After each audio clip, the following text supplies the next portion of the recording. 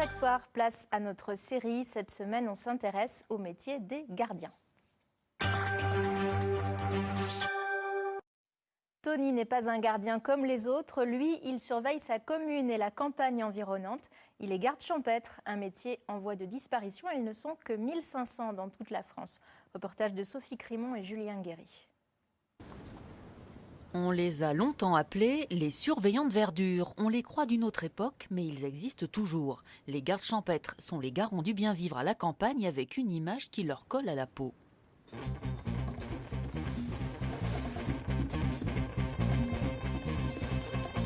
Le garde champêtre est gros, il a les bacchantes, il est toujours ivre, mais c'est absolument faux. C'est une fausse image que se font ces images d'Épinal. C'est un métier où on sait qu'on commence à 8h le matin ou à 7h le matin, mais on ne sait pas trop à quelle heure on va finir.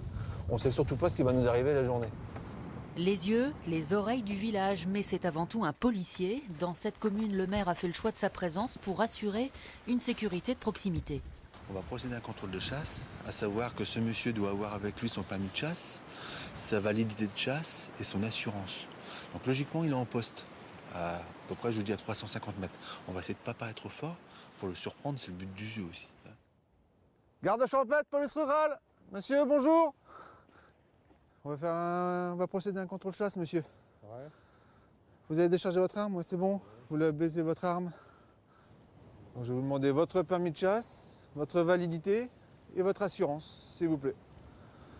Ça, je vous le rends, pas de problème. On vient de procéder donc à ce contrôle de chasse, mais voilà, c'est tout, j'ai fait, je n'en parlerai pas à quiconque, sauf à monsieur le maire bien sûr. Il sera au courant de ce que j'ai fait ce matin. Mais le garde champêtre doit tout voir, tout entendre et bien sûr ne rien répéter. Bonjour. 3000 hectares à surveiller, un village de 1500 habitants. Rien ne lui échappe, tout le monde le connaît, il connaît tout le monde. Ici, il est appelé pour un véhicule qui rôde. Un véhicule qui ressemblerait à une fourgonnette. Le véhicule est blanc sans aucun logo. Des renseignements qu'il transmet à la gendarmerie, mais Tony organisera ses propres patrouilles de surveillance.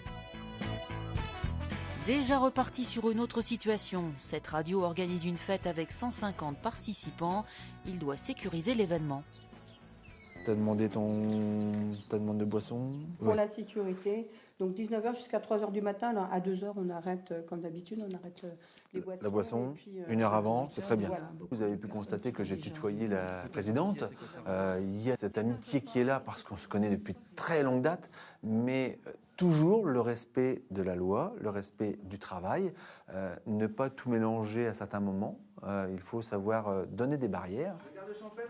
Énième casquette, il est aussi monsieur sécurité à l'école. C'est quoi ce panneau?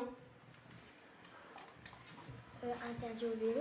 Ah, interdit au vélo. Ça n'est pas juste l'homme du maire. Pour être garde champêtre, il faut passer le concours de la fonction publique. 430 candidats pour 17 places. Qu'est-ce qu'il fait aussi? Les radars. Il fait du radar aussi, le garde champêtre. 64, c'est bon, j'arrête. Vous pouvez me présenter les papiers afférents à la circulation de notre véhicule, s'il vous plaît?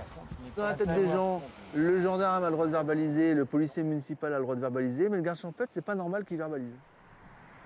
On reste, Ah, là par contre, le garde champêtre, c'est le bon gars du village. Être apprécié mais craint, c'est sa devise, mais il a surtout peur de perdre à terme la surveillance de la campagne. À cause de la fusion prévue avec la police municipale, ce qui compte pour lui, c'est son clocher.